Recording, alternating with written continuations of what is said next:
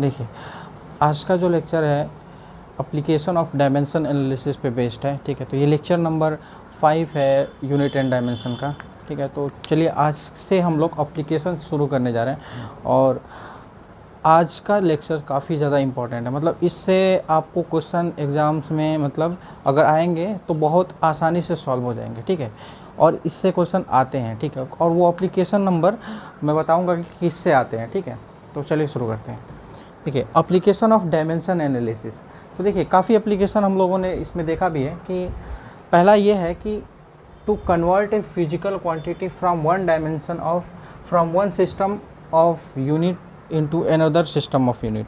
तो इसके बारे में तो हमने डिटेल में बात कर ली पिछले ही लेक्चर में कि एक सिस्टम ऑफ यूनिट से दूसरे सिस्टम ऑफ यूनिट में कन्वर्ट करते हैं, तो कैसे हम कन्वर्ट करते हैं। ठीक है, तो इस पे हमने बातें कर ली। ठीक है, फिर अब आते हैं इस पे to check the correctness of the given physical relation. मतलब अगर कोई आपको फिजिकल क्वांटिटी दी हुई है और कुछ फॉर्मूलेज दिए हुए हैं उससे बन रहे हैं फिजिकल क्वांटिटी से मिल करके, तो क्या वो जो रिलेशन बना है क्या वो सच में सही है कि नहीं, उससे भी हम पता कर सकते हैं इसको कि वो सही है कि नहीं है। ठीक है, अच्छा, अब जानते हैं कि वो सही एक्चुअल में है कि नहीं। उसमें आपको ये नहीं समझ आएगा कि उसकी मैथमेटिकली आपको न्यूमेरिकल वैल्यू पकड़ में नहीं आएगी। ठीक है, तो एग्जैक्ट सही नहीं है, सही है कि नहीं है ये नहीं बता पाएगा, बस हाँ डायमेंशनली ही बता सकता है कि वो सही है कि नहीं है। ठीक है, ये बात को ध्यान रखिएगा। फिर थर्ड बहुत ज़्यादा इम्पॉर्टेंट है, ये वाला ज़्यादा इम्पॉर्टेंट है, ये वाला।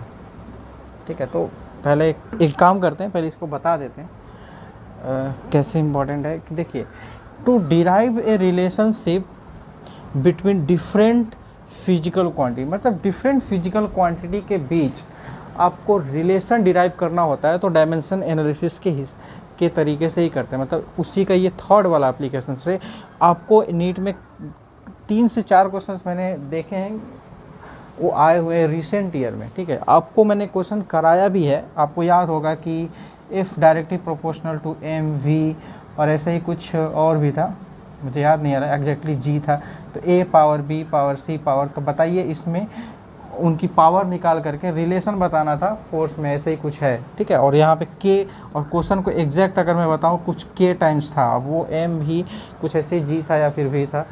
ठीक है, तो इस टाइप के क्वेश्चंस अब ये वाले एप्लीकेशन से होते हैं, थर्ड वाले। ठीक है, तो वो थर्ड वाले भी हम लोग करने वाले हैं। 1-2 ही क्वेश्चन हमने किए थे, पर अब मुझे इसमें काफ़ी कॉम्प्लिकेटेड क्वेश्चंस, कुछ और भी अच्छे क्वेश्चंस कराने हैं इसमें थर्ड वाले एप्लीकेशन से, इस वाले सेक्शन में। ठीक है, तो चलिए शुरू करते। तो अब ये समझ में आ गया कि इसके एप्लीकेशन क्या है। तो देखिए, एप्लीकेशन जो है, अब ये वाला तो हमने पढ़ चुके हैं, अब इस पे हम लोग इन दोनों एप्लीकेशन पे अब हमारा फोकस रहेगा। ठीक है, अब ये जब ये दोनों ख़त्म हो जाएंगे तो फिर एक सिग्निफिकेंट फिगर रहेगा, सिग्निफिकेंट के बाद फिर एरर।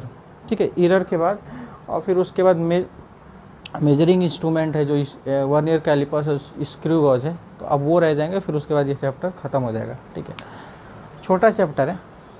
ठीक है, अब इसको नोट डाउन कर लिए, बस इसको तो एक्सप्लेन कर दिए कि एक सिस्टम ऑफ यूनिट से दूसरे सिस्टम ऑफ यूनिट में जब चेंज करेंगे, फिर ये सेकंड जो है करेक्ट है कि नहीं है, और एक रिलेशन से दूसरे, इस पे बेसिकली हम काफ़ी बातें करने वाले हैं। ठीक है, to derive a relation between different physical quantity, मतलब अलग अलग फिजिकल क्वांटिटी को उनके बीच में रिलेशन क्या होगा वो हम इसे डिराइव कर पाएंगे। पर ये ध्यान रखिएगा कि कांस्टेंट क्वांटिटी के बारे में हम नहीं बता पाएंगे, ये इसकी लिमिटेशन है। ठीक है, कांस्टेंट क्वांटिटी के बारे में ये मतलब पकड़ ही नहीं पाता है कि एक्चुअल में वहाँ पे कांस्टेंट क्वांटिटी पे 2 होगा, 4 होगा, 3 होगा, पाई होगा, क्या चीज़ होगी, 4 पाई होगा, वो नहीं बता पाएगा। ठीक है, जैसे अगर मैं थोड़ा सा अगर आपको एक्सप्लेन करना चाहूँ तो एक नोट कर लीजिए, फिर मैं बता देता हूँ कि एक्चुअल में मैं क्या कह रहा हूँ।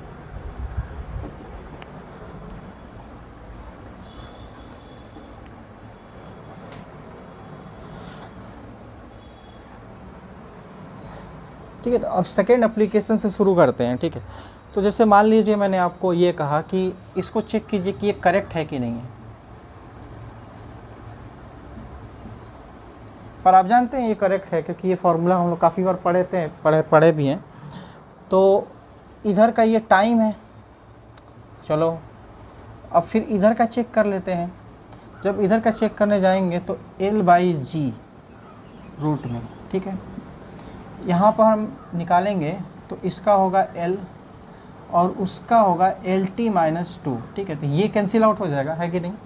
तो फिर ये रूट में आपका ऊपर जा कर के टी स्क्वायर हो जाएगा, ऊपर जाएगा तो फिर ये बाहर निकल कर के टी बन जाएगा, ठीक है। इसका भी डायमेंशन आपका इतना आया।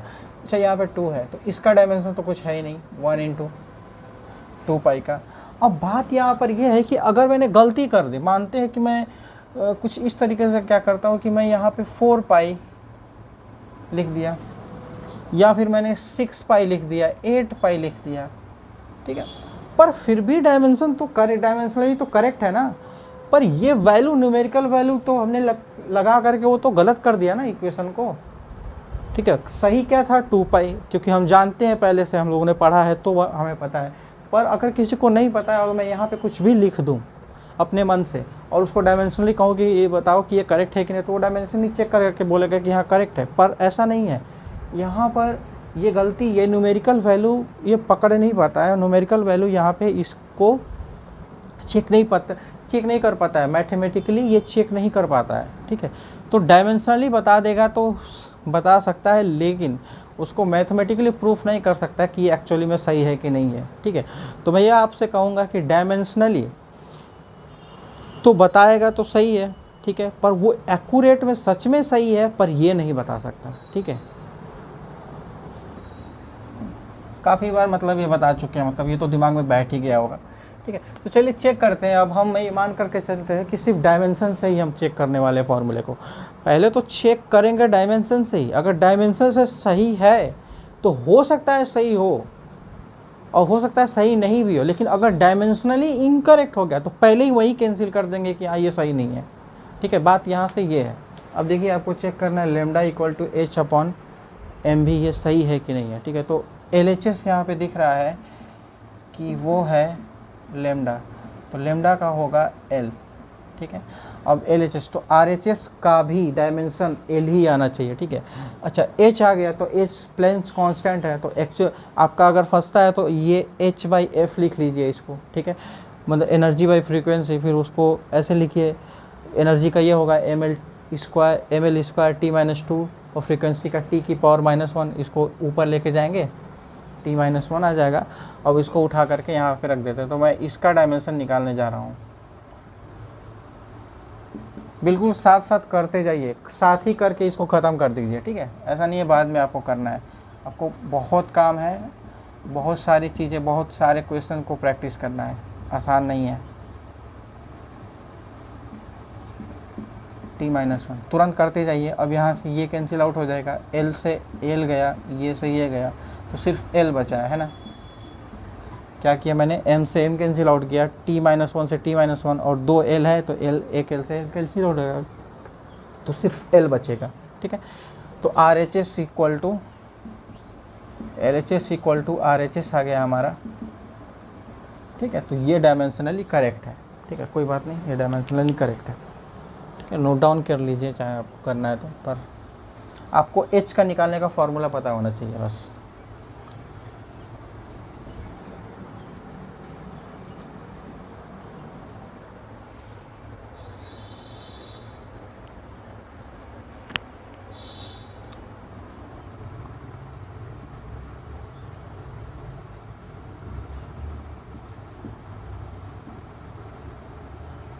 ठीक है, ये क्वेश्चन है, ठीक है। इसको आपको चेक करना है, सेकंड है ये, तुरंत रोक करके चेक कीजिए इसको। चलिए शुरू हो जाइए, रोक करके चेक कीजिए, ठीक है।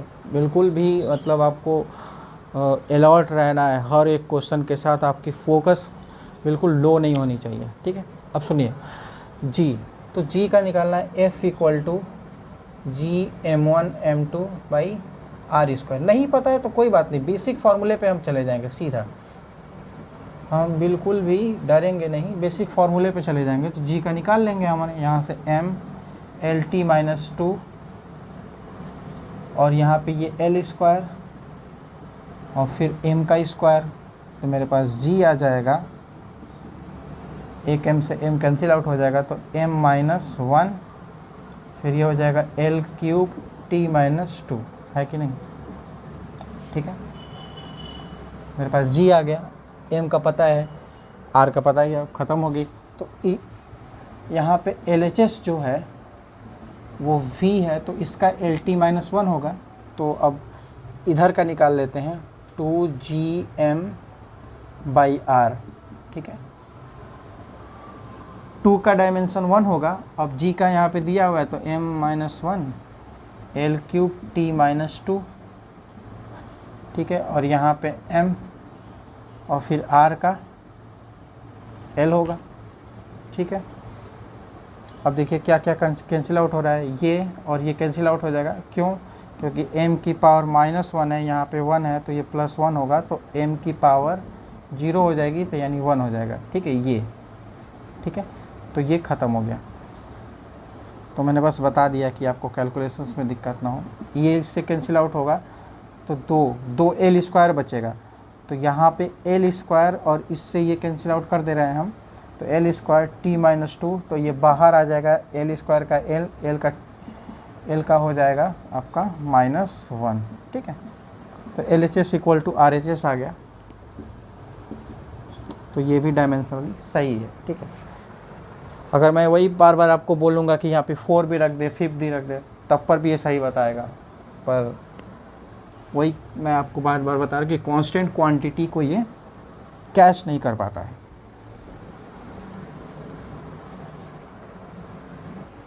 थर्ड है आपका E = mc²। इसको चेक कीजिए, बहुत बेसिक से ले रहे हैं, बहुत बेसिक, बिल्कुल घबराइए, मतलब वो परेशान ना हो जाइए, बोरिंग है ये क्या है, नहीं। आपको हर एक क्वेश्चन को बस सीरियसली सॉल्व करना है, ठीक है। ये एटीट्यूड ही आपको फेलियर तक लेके जाता है। हर किसी भी छोटे चीज़ को आपको हल्के में नहीं लेना है। E = mL²T-2 एनर्जी, ठीक है।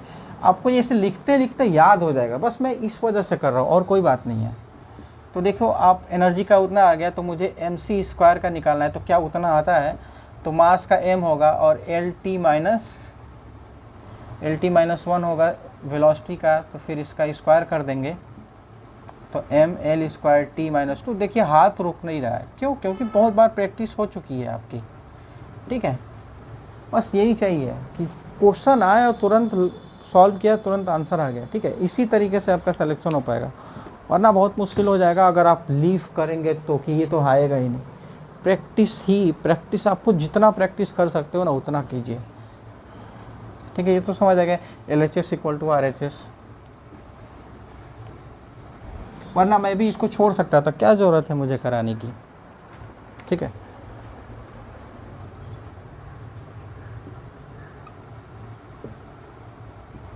ठीक है, अब इसको कीजिए, रोक करके तुरंत कीजिए इसको, ठीक है।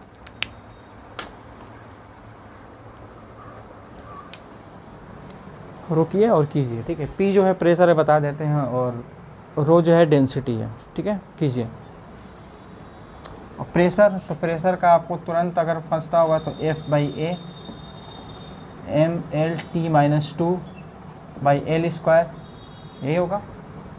तो यहाँ से L का L से एक कैंसिल आउट हो जाएगा, तो mL-1 T-2, एक L ऊपर चला जाएगा, ठीक है।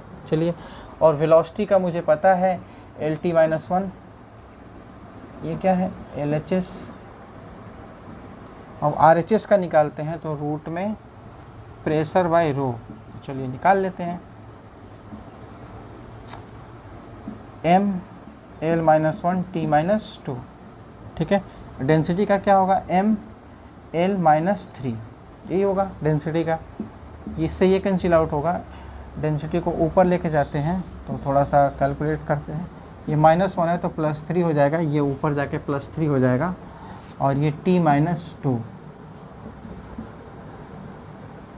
तो ये L² होगा और ये T-2 होगा, तो ये L बाहर आ जाएगा और ये T-1 हो जाएगा, ठीक है। तो LHS = RHS, कोई बात नहीं, आसान है, कोई बात नहीं, क्या दिक्कत है, ठीक है।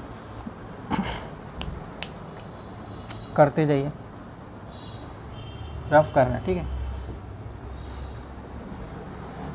इन्हीं छोटे छोटे फार्मूले से मिल करके बड़े फार्मूले बनते हैं, ठीक है। इस वजह से छोटे छोटे को बिल्कुल अंडर एस्टिमेट नहीं करना है। अब ये देखिए थोड़ा सा मतलब कॉम्प्लिकेटेड आपको लगता होगा, ठीक है, ये फार्मूला तो कभी आपने देखा भी नहीं होगा। Del equal to M G L cube 4b d का स्क्वायर, और यहाँ पे ये यंग मॉडुलस है, ठीक है। देखिए यहाँ पे जो लेमडा है और लेमडा करें डेल्टा है, ये डिप्रेशन है, डिप्रेशन मतलब लेंथ होता है, ठीक है। तो इसका डायमेंशन जो है एल हो गया, ठीक। और यहाँ पे जो ये ब्रीथ है और ये क्या है, डेप्थ है, ठीक है। और ये है यंग मॉडुलस, तो बस इसको चेक करना है। तो चलिए शुरू करते हैं। तो ये मेरे पास LHS जो है L के बराबर है। अब इसका निकालते हैं, mg_L क्यूब 4bd का क्यूब गामा। अब देखिए ये देखने से लग रहा है कि मतलब बिल्कुल सॉल्व नहीं होगा, बस आपको यंग मॉडुलस का आपको पता होना चाहिए। वो बेसिक फार्मूले से आपको स्ट्रेस और स्ट्रेन से आपको तुरंत उसमें निकाल लेना है, ठीक है। आपको तुरंत बोले पीछे चले जाइए, ठीक है, उसके बेसिक फार्मूले पे। तो चलिए मैं तो डायरेक्ट लिखूँगा mL_T-2 mL का T-2 और इसका L का क्यूब, और इसका 1 होगा, और इसका लेंथ मतलब ये भी लेंथ है तो L होगा, और इसका L क्यूब होगा, ठीक है। और यंग मॉडुलस का होता है mL_T-1 T-2, ये होता है, ठीक है। इससे ये कैंसिल आउट होगा, L से ये कैंसिल आउट होगा, L क्यूब से ये भी कैंसिल आउट होगा। काफ़ी कुछ ख़त्म हो गया यार, ये कैंसिल आउट हो गया, तो बस L-1 बचा तो ऊपर जा कर के L आ गया, ठीक है। डिप्रेशन के बराबर हो गया, LHS इक्वल टू RHS हो गया, ठीक है, ख़त्म हो गया। इसको नोट डाउन कीजिए। आपको परेशान पता है क्या कर रहा होगा, मैं जानता हूँ, ये यंग मॉडुलस का नहीं याद है। ये आपको बेसिक फार्मूले से बिल्कुल पीछे चले जाना चाहिए। हम नोट डाउन कीजिए, फिर आगे चलते हैं। अब इसको आप कीजिए, क्रिटिकल वेलोसिटी इक्वल टू के नीटा, कोफिशिएंट ऑफ विस्कोसिटी और आर और इनटू डेंसिटी है, ठीक है। तो इसको बिल्कुल कर दीजिए, ठीक है, कुछ है ही नहीं। इसका जो होगा LT-1 होगा, तो इधर भी LT-1 होना चाहिए, ठीक है। तो चलिए मैं करता हूँ कि आप बिल्कुल शुरू हो जाइए, ठीक है, आप मेरे साथ ही। इसका तो 1 होगा, और नीटा का मुझे पता है mL-1 T-1, ठीक है। इसका L होगा, और इसका होगा mL-3, ठीक है, कोई प्रॉब्लम ही नहीं है। तो ये से ये कैंसिल आउट होगा, ये ऊपर जाएगा तो L-2 हो जाएगा, ऊपर जाएगा, और ये +3 हो जाएगा, और T-1 हो जाएगा। तो यहाँ से LT-1 हो गया, ठीक है, वेलोसिटी के बराबर आ गया। कुछ भी नहीं है, लेकिन बहुत आसान है, बस आपको चीज़ें याद होनी चाहिए, ठीक है। अब आपकी इसको इसका याद होना चाहिए, ठीक है। तो कुछ भी नहीं है, देखने में बस लग रहा है, ठीक है। बस आपको मतलब ये इस वजह से करा रहे हैं कि आपको बस वो फार्मूले याद हो जाए, बाकी ये तो नहीं आएगा, इतना तो पता है, पर फार्मूले तो आएंगे ना भाई। नीटा का तो पूछ सकता है ना, और पूछ क्या सकता है, पूछा है, उसने पूछा है डायमेंशन इसका, ठीक है, बस इस वजह से। अब ये देखिए H = 2s cos theta r रो g, ठीक है। और S जो है सरफेस टेंशन है, सरफेस टेंशन का फोर्स अपॉन लेंथ होता है। तो फोर्स के ऊपर डायमेंशन लिखा, नीचे L है, L से L कैंसिल आउट होगा, तो MT-2 आ गया सरफेस टेंशन का। और इधर का जो है डायमेंशन होगा आपका L होगा, और इधर का चेक करते हैं 2MT-2, तो ये तो 1 होगा ना इसका, और इसका भी cos थीटा का 1 होगा, और इसका जो है लेंथ L होगा, और ML-3, और यहाँ पे LT-2, ठीक है। तो ये T-2 से M कैंसिल आउट हो गया, और यहाँ से L² हो गया। चलो कर ही देते हैं, L² और ये -3 ऐड हो जाएगा, ये दोनों L² और ये -3, तो क्या हो जाएगा L-1 यानी कि L, ठीक है। तो ये कंफर्म हो गया, ये भी डायमेंशनली करेक्ट है, ठीक है। अब आपको ये चीज़ मैंने यहाँ पे इम्पॉर्टेंट है कि फोर्स अपॉन लेंथ होता है सरफेस टेंशन का, ठीक है। और सरफेस टेंशन और टेंशन का डायमेंशन अलग होता है। टेंशन फोर्स होता है, टेंशन फोर्स होता है न्यूटन में, और ये क्या होता है, force upon unit length, force upon length होता है। ठीक है, तो टेंशन और सरफेस टेंशन की यूनिट अलग अलग होगी और उसके डायमेंशन फार्मूले भी अलग अलग होंगे, सेम नहीं है, पर नाम से लग रहे हैं कि सेम है, क्योंकि ये क्वेश्चन आ चुका है, क्वेश्चन आ चुका है ये स्टेटमेंट में। ठीक है, क्या दोनों के फार्मूले सेम हैं, क्या दोनों के डायमेंशन सेम है, तो नहीं, ऐसा नहीं है।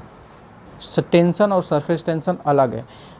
Surface tension force upon length है और टेंशन सिंपली न्यूटन में नापा जाता है। ठीक है,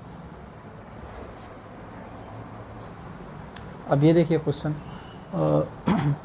b equal to π/8 rho l की पावर 4 इन नीटा एल। ठीक है, तो इसको आपको देखना है कि करेक्ट है कि नहीं। और यहाँ पे ये दिया हुआ है कि rate of flow of liquid flowing through a pipe of radius r. ये rate of flow of liquid है जो रेडियस आर से फ्लो कर रहा है, किसी पाइप की रेडियस आर है उससे फ्लो कर रहा है। तो इसको आपको डायमेंशनली करेक्ट है कि नहीं ये आपको बताना है। ठीक है, तो चलिए शुरू करते हैं। आपको ये शुरू किया होगा तो ये आपको वेलोसिटी लगा होगा और ये LT-1 लिखेंगे, और जहाँ LT-1 लिखा और फिर आप देखोगे तो ये गलत हो जाएगा, इतना आएगा ही नहीं, क्योंकि ये वेलोसिटी नहीं है। ये इसीलिए मैंने इसको क्वेश्चन को कराया, ये वेलोसिटी नहीं है, ये है rate of flow of volume per second, rate of flow of volume per second. तो इसका फॉर्मूला होगा ये जो v है, volume upon time, per second में कितना वॉल्यूम का आपका लिक्विड फ्लो कर गया, ये वो चीज़ है। ठीक है, तो इसका डायमेंशन हो जाएगा, अब देखिए वॉल्यूम क्या है, L क्यूब और T-1। ठीक है, आपको ये रखना है वरना गलत हो जाता। पहले जो इक्वेशन है ये आप फ्लूइड में पढ़ोगे ये। ठीक है, अब इसमें फॉर्मूले मतलब भयानक दिख रहे हैं, पर है नहीं, वह बहुत इजी है। बस इसी से देख करके डर के लोग, आधे लोग ऐसे ही निकल जाएंगे। ठीक है, अब इसको प्रेशर है तो प्रेशर का हमें पता है mL/T-2 फोर्स अपॉन लेंथ, एक से एक L कटेगा तो हो जाएगा mL-1T-2, तो वो रख देते हैं mL-1T-2। ठीक है, इसका क्या होगा, L की पावर 4, इसका होगा mL-1T-1। ठीक है, कोफिशिएंट ऑफ विस्कोसिटी, और इसका लेंथ है। ठीक है, तो चलो आप इसको तो जानते ही हो, कोई दिक्कत नहीं है। इससे ये कैंसिल आउट होगा। ठीक है, इससे ये कैंसिल आउट होगा। ठीक है, क्या बचा, T की -2 -1। ओके, अब L से ये ख़त्म हुआ तो L का क्यूब बचा। ओके, आप देखो ना L का क्यूब, अब इस फार्मूले से आप अगर इधर किए होगे तो आपको आता भी कुछ गड़बड़ हो रहा है, ये प्लस होगा ना, ऊपर जा कर के प्लस होगा, तो ये -1। ठीक है, आ गया। ठीक है, अब आप देखो ना, आपको लग रहा होगा कि मैं गलत बोल रहा हूँ, आप करते तो इसका अगर वेलोसिटी का LT-1 करते तो आता ही नहीं, क्योंकि वो तो डायमेंशन कुछ ऐसा आ रहा है। ठीक है, और वो डायमेंशन कुछ ऐसा इस वजह से आ रहा है कि वो है फॉर्मूले में वॉल्यूम अपॉन टाइम। ठीक है, तो ये थोड़ा सा यूनिक है, थोड़ा सा ये यूनिक है। ठीक है, तो इस वजह से इसको कराया, नोट डाउन कीजिए। और ऐसे फॉर्मूले की प्रैक्टिस बिल्कुल होनी चाहिए आपको। ठीक है,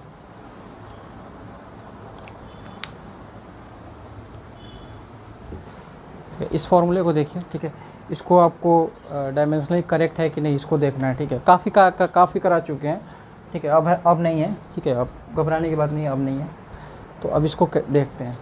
तो इधर का जो होगा आपका T होगा, अब इधर का चेक कर लेते हैं। इसका तो 1 ही होगा, तो रूट में इसका होगा, डेंसिटी है तो mL की -3, तो L का यहाँ पे क्यूब डेंसिटी का लिख गया इसका, और सरफेस टेंशन का होता है force upon mL/T-2 upon length, तो ये कैंसिल आउट हो जाएगा। ठीक है, फोर्स अपॉन लेंथ किया और इससे ये कैंसिल आउट हो जाएगा। ठीक है, ओके, अब यहाँ पर ये तो ख़त्म ही हो जाएंगे। चलो एक बार कर लेते हैं, -3 + 3 आपके लिए कर देते हैं। और यहाँ पे t जो है -2, ये क्या हो जाएगा 0, मतलब l की पावर 0 और t की -2, ये +2 ऊपर जाएगा तो +2 हो जाएगा। तो यहाँ पे हो जाएगा t का स्क्वायर और ये t, तो आ गया आपका। ये आप देख रहे हो ना, कुछ भी नहीं है, बस देखने में थोड़ा सा अजीब लग रहा है पर है नहीं ऐसा। ठीक है, इसको नोट डाउन कीजिए।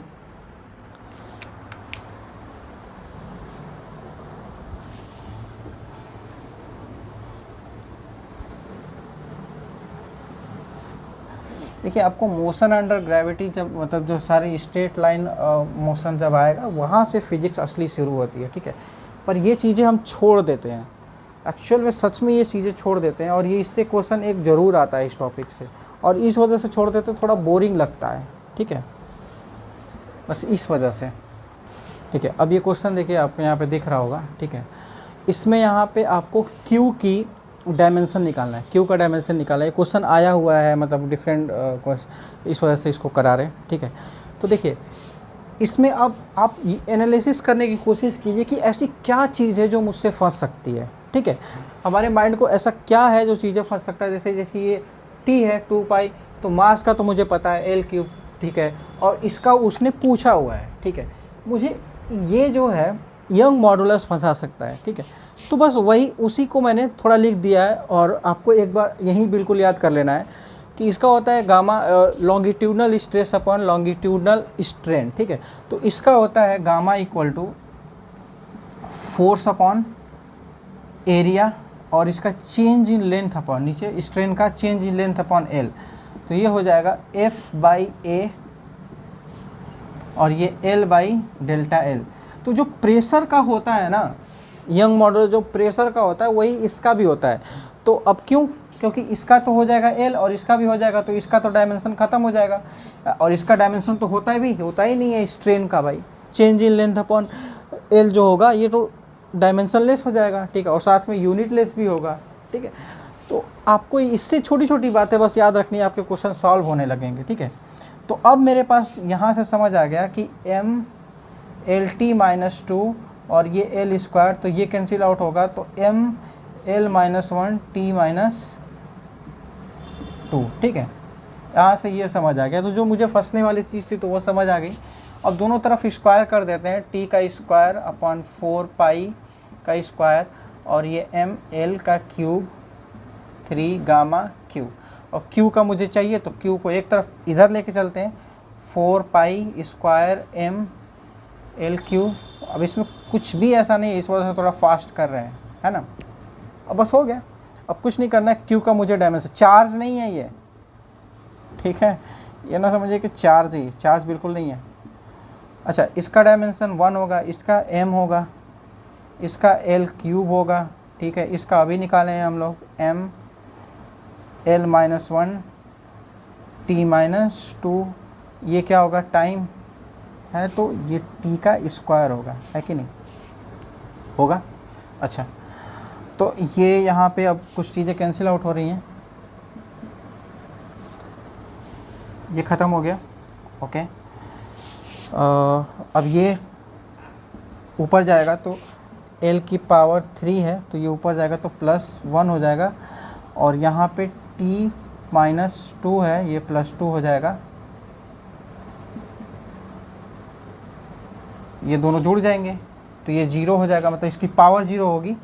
तो अब ये हो जाएगा मेरे पास, यहाँ लिख देते हैं, q का डायमेंशन मेरे पास आ जाएगा L⁴ आएगा और t की पावर 0 हो जाएगा। ठीक है, तो यहाँ पे एक्चुअल में L⁴ आ गया। ठीक है, चार्ज नहीं है, चार्ज होता तो 80 आता। ठीक है, L⁴ है, ये कुछ अलग क्वांटिटी है। बस आपको यही चीज़ याद रखनी है कि जो यंग मॉडुलस है वो प्रेशर का होता है डायमेंशन। ठीक है, और longitudinal stress upon longitudinal strain. ठीक है, ये इंपॉर्टेंट है, आपको यही फंसेगी। बस आपको याद रखना है फोर्स अपॉन एरिया। ठीक है, प्रेशर की जो डायमेंशन होता है वही यंग मॉडुलस का होता है, बात ख़त्म, आप तुरंत निकाल लोगे। ठीक है, और देखने में ये बड़ा लग रहा है, आपको क्वेश्चन तुरंत दिख जाएगा, और L⁴ ऑप्शन में देखा होगा, टिक कर लेंगे। ठीक है, अब इसको नोट डाउन कीजिए।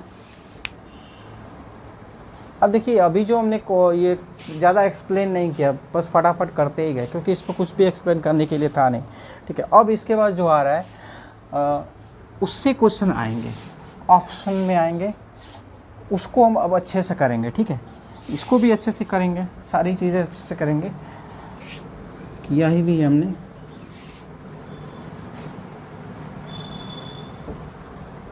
तो ये था अभी एप्लीकेशन था जो सेकेंड नंबर का एप्लीकेशन था, ये उस पे सारी चीज़ें ये हम लोगों ने सीखी। अब एप्लीकेशन नंबर 3 फिजिकल क्वांटिटी से कुछ नई फिजिकल क्वांटिटी में रिलेशन कैसे हम लोग डेवलप करेंगे, अब उसके बारे में हम लोग जानेंगे कि कैसे करने वाले हैं। ठीक है, अब देखिए यहाँ पे आपको क्वेश्चन दिख रहा होगा। ठीक है, तो इस क्वेश्चन को पहले ठीक से पढ़िए, फिर उसके बाद मैं आपको बताता हूँ कि इसमें करना क्या है। ठीक है, वीडियो को रोक के पढ़िए। अब देखिए इसमें क्या आपने पढ़ा होगा, देखिए इसमें ये कह रहे हैं कि इस तरीके के क्वेश्चंस हमने पहले भी किए हैं लेक्चर नंबर 2 में शायद, हाँ। फिर उसमें आपको कुछ क्वांटिटी दी जाएंगी और कहा जाएगा कि ये इस क्वांटिटी पे डिपेंड कर रहा है, तो इसका आपको उसमें क्या होगा कि डायमेंशन की मदद से उसमें रिलेशन निकालना पड़ेगा और लास्ट में फार्मूला आपको डिराइव करना होगा with the help of dimension analysis. ठीक है, तो बेसिकली ये रिलेशनशिप फिजिकल क्वांटिटी को निकालने के लिए हम यूज़ करेंगे। तो ये थर्ड एप्लीकेशन है डायमेंशन एनालिसिस का। ठीक है, तो इस क्वेश्चन में आपको कह रहे हैं कि एक टाइम पीरियड है टी, टाइम पीरियड टी जो है वो मास ऑफ द बॉब और फिर लेंथ ऑफ द पेंडुलम और एक्सेलरेशन ड्यू टू ग्रेविटी पे डिपेंड करता है।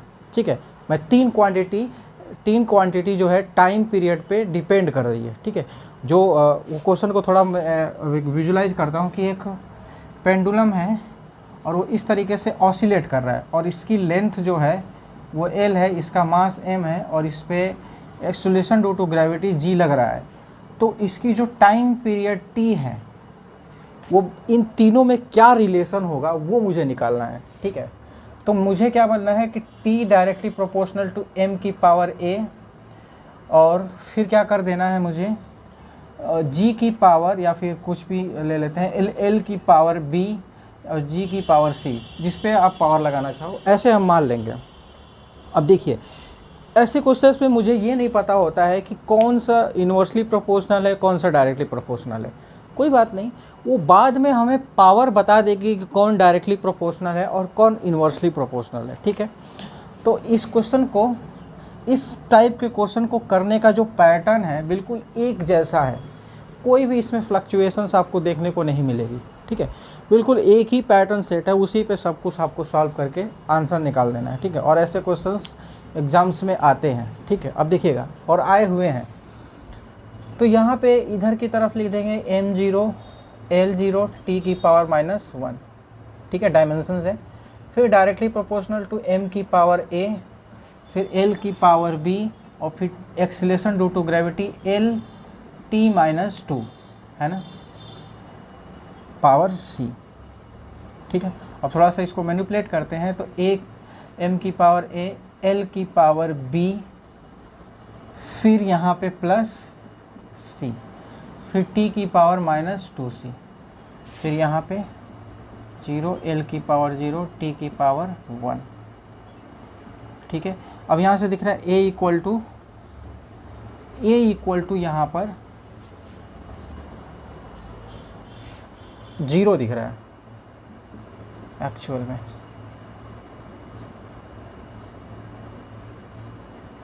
ठीक है, और कुछ B + C इक्वल टू यहाँ पे B + C, वो भी 0 है, फिर -2C इक्वल टू 1 है। ठीक है, -2C इक्वल टू 1 है, यानी कि बस A की वैल्यू यहाँ पे 0 आ गई, B + C जो है यहाँ पे 0 आ गया और एक और इक्वेशन बन गई -2C इक्वल टू 1 आ गया। ठीक है, कोई बात नहीं, तो फिर यहाँ से मेरे पास C इक्वल टू 1/2 -1/2 आ गया, तो मेरे पास दो वैल्यूज़ आ गई। ठीक है, एक ये, अब मुझे निकालना है B, तो C की जगह पे -1/2 रखेंगे तो ये भी निकल आएगा 1/2। ठीक है, अब क्या करना है मुझे सीधी सीधी से उसमें अब इसका तो 0 है, L की वैल्यू आपकी हाफ आई है और G की वैल्यू आपकी -1/2 आई है, यही आई है। ठीक है, अब थोड़ा सा इसको मैनिपुलेट करेंगे तो ये तो हट जाएगा, ये तो 1 हो जाएगा। ठीक है, और यहाँ पे आ जाएगा मेरे पास L/G की होल पावर हाफ। क्यों भाई, मैंने ऐसा क्या किया इसमें, मतलब इसको क्या किया, नीचे लेके गए, नीचे लेके गए तो हाफ पावर हो जाएगी, प्लस हो जाएगा। थोड़ा बता देता हूँ, यहाँ पे L की पावर हाफ, फिर इसको नीचे लेके जाएंगे G की पावर हाफ। ठीक है, फिर इसको या फिर हम ऐसे लिखेंगे L/G ये हाफ। ठीक है, इतनी तो कोई प्रॉब्लम नहीं है। फिर अब इसको मैं ऐसे भी लिख सकता हूँ, T is directly proportional to root में L/G। ठीक है, इसको रूट में लिखा जाता है ना, इसका मतलब ही होता है कि रूट में 1/2। ठीक है, इसको अब आप यहाँ पे कांस्टेंट जो होता है, एक्सपेरिमेंटली देखा गया कि आपको कहा जाएगा कि एक्सपेरिमेंटली 2/2 पाई रूट में L/G, ये आपका फॉर्मूला आता है। ठीक है, और ये जो है कहते हैं कि एक्सपेरिमेंटली आएगा। ठीक है, ऐसे मतलब एक्सपेरिमेंटली आ जाएगा। ठीक है, K की वैल्यू जो है यहाँ पे अगर मैं इसको थोड़ा ऐसे लिखा होता, T = K M की पावर A L की पावर B G की पावर C, तो यहाँ पे K की वैल्यू जो है एक्सपेरिमेंटली 2 पाई आती है। ठीक है, तो ये तरीका होता है। ठीक है, अब इसको नोट करिए, फिर आगे पढ़ते हैं।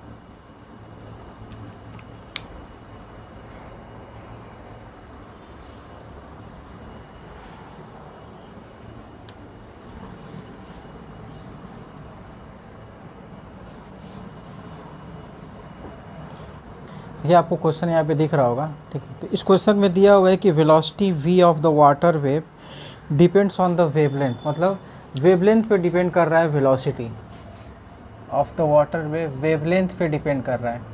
ठीक है, लेमडा। फिर डेंसिटी ऑफ द वाटर पे डिपेंड कर रहा है। फिर उसके बाद कह रहा है एक्सीलरेशन ड्यू टू ग्रेविटी। ठीक है, इन सभी पे डिपेंड कर रहा है। फिर उसके बाद आपको इनमें रिलेशन निकालना है by the method of dimension relationship, वही एक तरीका ही है। ठीक है, तो इसको अगर मैं प्रोपोर्शनलिटी हटा के कुछ K कांस्टेंट लगा देता हूँ। ठीक है, और इनकी पावर A B C मैंने मान लिया। ठीक, यहाँ पे M L T -1, इसकी पावर 0, क्योंकि वेलोसिटी का LT -1 होता है। फिर उसके बाद यहाँ पर लेमडा की वैल्यू अगर रखेंगे तो L की पावर A M L -3 की पावर B, और यहाँ पर L T -2 की पावर C। ये हो गया। अब मुझे इसमें थोड़ा सा मैनिपुलेट करना पड़ेगा, तो यहाँ पे M की पावर B L की पावर A -3 -3B, फिर उसके बाद +C, फिर अब आएगा T तो -2C। कुछ भी नहीं किया मैंने, बस सिंपली काम किया है। यहाँ पर L को थोड़ा देख लीजिए, L की पावर A है, यहाँ पे -3AB और +C। ठीक है, यहाँ पे +C आएगा तो एज इट इज़ लिख दिया। ठीक है, फिर मुझे क्या करना है कि इनको बस एक्सप्रेशन डिराइव करना है। ठीक है,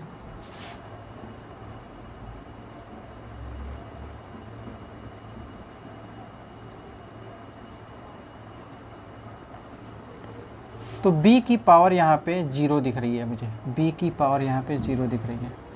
L की पावर यहाँ पे A -3B +C = 1।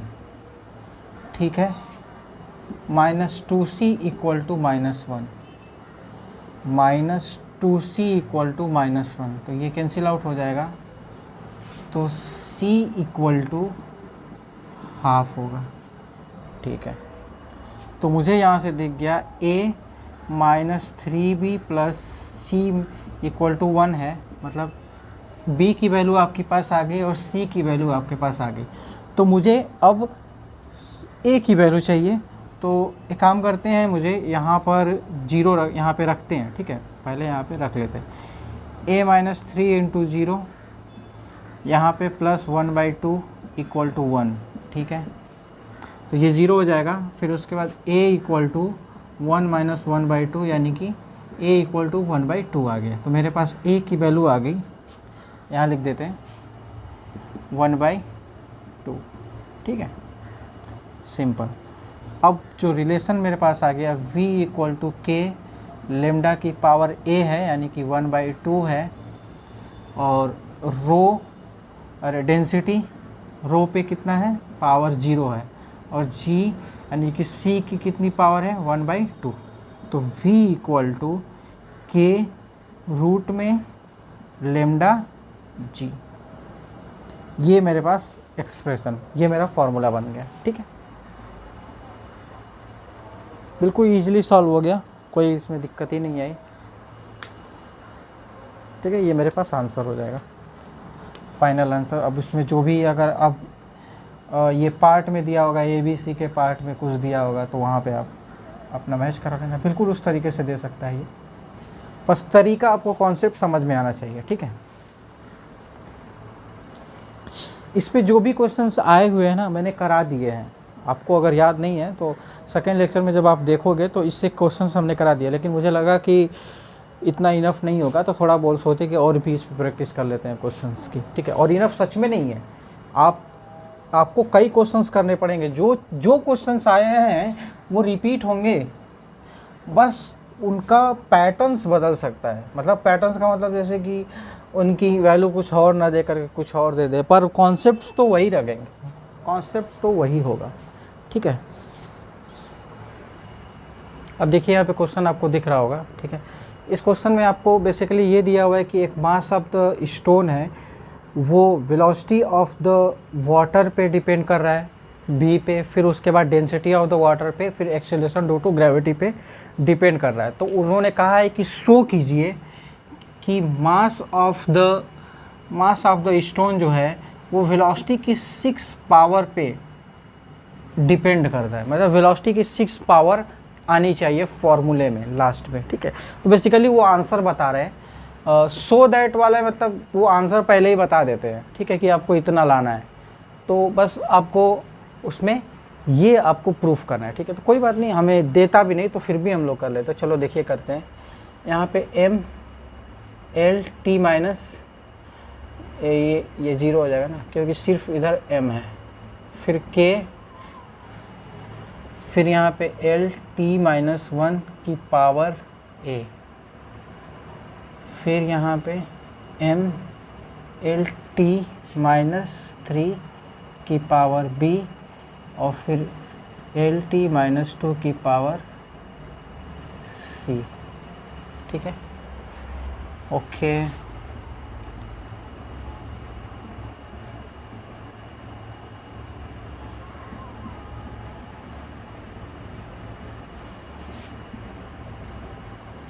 अब m की पावर यहाँ पे b और l की पावर यहाँ पे a, और यहाँ पे -3b और ये +c है ना, ये हो गया।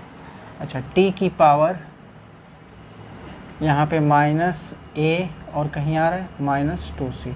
ओके, सब ठीक है। अब इक्वेट करना है पावर, तो यहाँ पे b की वैल्यू यहाँ पे 1 आ गई, b की वैल्यू यहाँ पे 1 आ गई। अब l की पावर जितना भी है वो सब 0 के बराबर आ जाएगा, तो a -3b + c equal to 0, और ये -a - 2c इक्वल टू 0। तो यानी कि मैं कह सकता हूँ कि a + 2c इक्वल टू 0।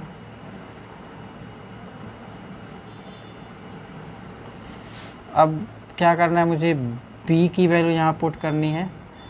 तो चलो ये b की वैल्यू जब पुट करेंगे तो -3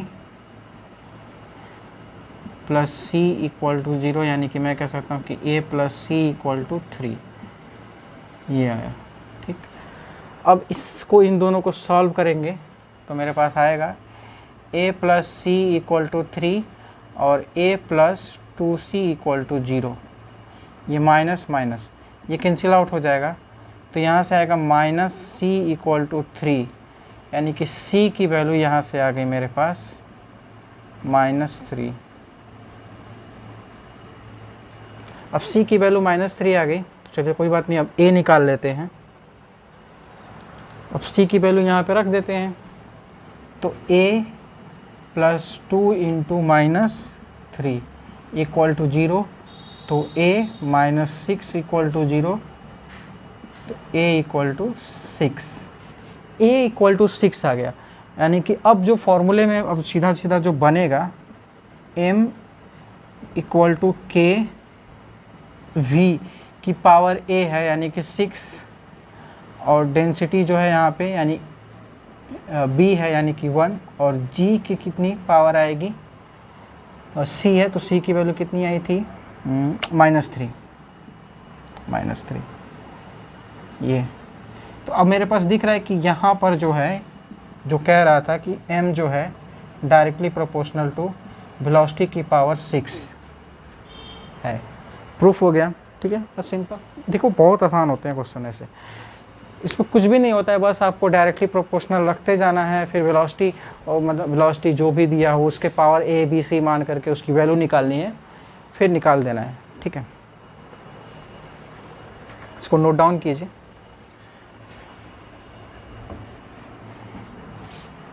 फिर आपको नेक्स्ट क्वेश्चन यहाँ पे दिख रहा होगा, ये क्वेश्चन दिया है कि the velocity of a sound भी through a medium may be assume to be depend, मतलब वेलोसिटी ऑफ साउंड जो है वो v है, वो डिपेंड कर रहा है किस किस पे डिपेंड कर रहा है, दो चीज़ों पे, डेंसिटी ऑफ द मीडियम यानी कि डेंसिटी ऑफ द मीडियम पे डिपेंड कर रहा है, फिर दूसरा मॉडुलस ऑफ इलास्टिसिटी को उन्होंने E कहा है तो उस पे डिपेंड कर रहा है। अच्छा, फिर उसके बाद कह रहे हैं कि इसको आप फॉर्मूले को निकालिए और डायमेंशन की आपको डायमेंशन कांस्टेंट, और मतलब यहाँ पे k की जो वैल्यू है वहाँ पे 1 दिया हुआ है ऑलरेडी। ठीक है, तो बस इसका आपको फॉर्मूला डिराइव करना है। ठीक है, वेलोसिटी ऑफ साउंड का। ठीक है, तो इसका a मान लेते हैं, इसका b मान लेते हैं, और E जो है इलास्टिसिटी है। ठीक है, तो मॉडुलस ऑफ इलास्टिसिटी है, तो E जो E है इलास्टिसिटी। चलिए अब तो क्वेश्चन बिल्कुल ख़त्म ही होने वाला है। स्ट्रेस अपॉन स्ट्रेन होता है ये। ठीक है, तो हम लोग ऐसे डिनोट करते हैं, ये क्वेश्चन में ऐसे दिया है तो कोई बात नहीं, नोटेशन ही तो अलग है। ठीक है, तो आपको डायमेंशन चाहिए E का। ठीक, पहले तो डायमेंशन चाहिए E का, तो वो होता है फोर्स अपॉन एरिया। ये तो बिल्कुल नहीं बोलना चाहिए, प्रेशर का होता है। इसका तो डायमेंशन 1 हो जाएगा। ठीक है, क्योंकि डायमेंशन नहीं है तो बस स्ट्रेस का होता है। तो m यहाँ पे निकाल लेते हैं, mL-T-2, और ये l का स्क्वायर यानी कि ये कैंसिल आउट हो जाएगा, तो mL-1T-2, तो ये होगा मॉडुलस ऑफ इलास्टिसिटी का डायमेंशन। ठीक है, और k की वैल्यू 1 दी हुई है, तो चलिए निकाल लेते हैं। यहाँ पे हो जाएगा m की पावर 0 L-T-1। ठीक है, k की वैल्यू 1, और इसका जो है ये जो है डेंसिटी है, तो mL-3 की पावर a, और यहाँ पे इलास्टिसिटी हमने अभी निकाला है। ये तो हमने इतनी बार यूज कर दिया है कि आपको याद ही हो गया होगा। अभी मैंने यूज किया था फॉर्मूला चेक करने में भी। ठीक है, तो अब क्या करना है मुझे, बस इसकी पावर को थोड़ा अरेंज करना है। आप साथ साथ करते जाइए। m की पावर a, और फिर यहाँ पे b प्लस b, फिर l की पावर -3a, और फिर -b। ओके, फिर t की पावर -2b। कोई गलती तो नहीं है ना। अब पावर एक बार करने के बाद चेक कर लिया कीजिए, ठीक है, पूरी मेहनत ख़राब नहीं जाएगी। अब m की पावर a और प्लस b, ठीक है, l की पावर -3b और -b, चलो कोई बात नहीं, ये भी सही है। और फिर t की पावर -2b, ठीक है। अब क्या करना है, मुझे इक्वेट करना है, तो इसको इक्वेट करेंगे तो a plus B equal to 0। अब l की पावर यहाँ पे 1 है तो -3a minus B equal to 1, यानी कि मैं इसको कह सकता हूँ कि a plus 3a plus B equal to -1, ये होगा। और यहाँ पे -2b इक्वल टू -1, यानी कि b इक्वल टू ये वाला b इक्वल टू 1/2, ठीक है। अच्छा, b की वैल्यू आ गई तो मेरे पास a की भी वैल्यू आ गई, चाहे इसमें रख दीजिए, अच्छा इसमें रख दीजिए, तो इसमें आसान है मुझे लगता है रखना। तो a प्लस 1/2 इक्वल टू 0, तो a की वैल्यू -1/2, ठीक है, ये हो गया। अच्छा, मन करता है तो यहाँ पर भी रख लो आप, उतना ही आना चाहिए। 3a प्लस 1/2 इक्वल टू -1, ठीक है, तो 3a इक्वल टू यहाँ पे -1/2, तो ये हो जाएगा -3 -1/2, यानी कि यह -3/2, ठीक है। तो 3a इक्वल टू -3/2, तो बस ऐसे ही मैंने मन की शांति के लिए -1/2, यहाँ से भी वही आता, वहाँ से भी, यहाँ से आसान है, ठीक है, कोई बात नहीं। ओके, तो बस अब फॉर्मूला मेरे पास आ गया। v इक्वल टू k की वैल्यू 1 ही रखनी है मुझे, और d की पावर यानी कि a कितना आया है -12, और e यानी कि b की वैल्यू कितनी आई है 1/2, ठीक है। तो मैं अब इसको थोड़ा सा और अरेंज करके लिखूँगा, तो v इक्वल टू रूट में e ऊपर रहेगा और डेंसिटी जो है नीचे रहेगा, तो ठीक है, ये फार्मूला होता है, आ गया, ठीक, कोई बात ही नहीं, ये आंसर हो गया हमारा, ठीक है। नोट डाउन करिए, अच्छे से नोट डाउन करिए, ठीक है, फिर आगे चलते हैं। तो कुछ भी नहीं है, बस एक ही पैटर्न आपको फॉलो करना है, सारे क्वेश्चंस आपके सॉल्व हो जाएंगे, ठीक है।